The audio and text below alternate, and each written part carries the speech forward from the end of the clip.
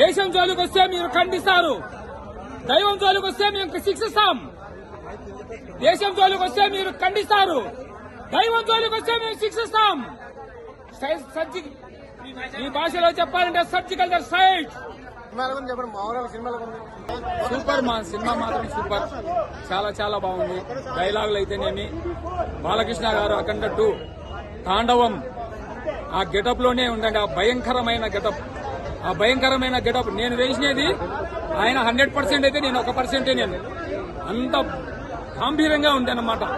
ఆ గాంభీర్యం రావాలంటే కనుక నేను ట్రై చేయాలి. మళ్ళా అంత గాంభీర్యం ఎవరికి రాదండి, ఏ హీరోకి రాదు. సినిమా నచ్చడం అంటూ ఏముండదండి. హైలైట్ అంటే ఏమంటే కనుక లాస్ట్ క్లైమాక్స్ లో శివతాండవం చేస్తూ డైలాగులు చెప్తూ ఫైట్ చేస్తూ 3 వేరియేషన్స్ పెట్టినారండి. అది ఈ సినిమాకు చాలా చాలా చాలా చాలా హైలైట్ అండి. సినిమాలో ఉందన్నా సినిమా ఒక తాండవం అన్న, అఖండ తాండవం చూపించారు. ఈ సినిమా చూసాను జన్మ ధన్యమైంది. ఇలాంటి సినిమా చూస్తాను కూడా నేను. ప్రపంచ రికార్డులు కొడుతుంది. ఇందులో ఒక శివుని చూపించారు, ప్రతి ఒక్క దేవుని చూపించారు. ప్రతి ఒక్క హిందూ మాత్రం ఈ సినిమా చూడాలి. ఈ సినిమా మాత్రం ఎవరు మిస్ కాకూడదు. ప్రతి ఒక్కరు చూడండి. ఆల్రెడీ రికార్డులు కొట్టేస్తుంది. బోయపాటి సింగ్ గారు, మీ యాక్టింగ్ అయితే హ్యాట్సాప్ సార్. మీ డైరెక్షన్ కి మాత్రం హ్యాట్సాప్ సార్. మన బాలయ్య గారు, మీ యాక్టింగ్, మీలో ఒక శివుడు కనిపించాడు, శివతాండవం చేపించారు, ఒక శివభక్తులను నిరూపించారన్న.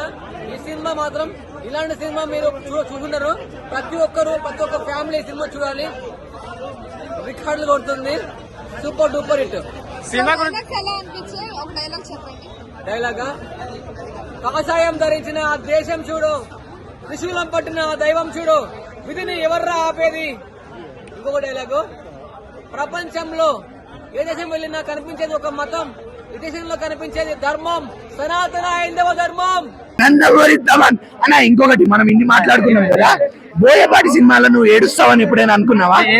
నాకు నీళ్ళు తిరిగినాయి కదా అన్న. సెకండ్ హాఫ్ లో లిటరల్లీ చెప్తున్నా 15 నిమిషాలు నాకు తెలియకుండా నా కంట్లోంచి నీళ్లు కారుతూనే ఉన్నాయి అన్న. చాలా మొండి మనిషిని నేను, చాలా మొండి మనిషిని. చూస్తున్నారుగా నా హైట్, నా వెయిట్, నా బర్రె గొంతు పోయిందిలే. చాలా మొండి మనిషిని. అలాంటిది పావు గంట ఏడ్చానన్న నేను, పావు గంట ఏడ్చాను. ఎందుకంటే అమ్మ సెంటిమెంట్ అన్న. ఒక అమ్మ కొడుకుని కోల్పోతే, కొడుకు దూరం అయితే ఎలా ఉంటుందో ఫస్ట్ పార్ట్ లో మనకి అలాగా వచ్చి రానట్టు చూపించినట్టు మెరుపు తీగలాగా అలా వచ్చి వెళ్ళిపోయింది ఫస్ట్ పార్ట్ లో. సెకండ్ పార్ట్ లో ఆ ఎమోషన్ ని క్యారీ చేశారన్న బాలయ్య బాబు గారు. అక్కడ నట విశ్వరూపం. ఒక్కొక్క మాట చెప్పొచ్చు, సినిమాలో కొన్ని లాజిక్ లేని సీన్లు ఉన్నాయి. కాకపోతే ఒకటే, there is no logic, it's only Balayya magic అంతే. అది ఒక్కటే చెప్తా నేను. ఇంకొకటి, లాజిక్ లేదనుకో, కెప్టెన్ అమెరికా సినిమాలో, బ్యాట్మెన్ సినిమాలో లాజిక్లు ఉంటాయా? సూపర్ హీరోలు వాళ్ళు. మా బాలయ్య బాబు కూడా super hero. Okay, super hero. అది జై బాలయ్య, జై బాలయ్య అంతే.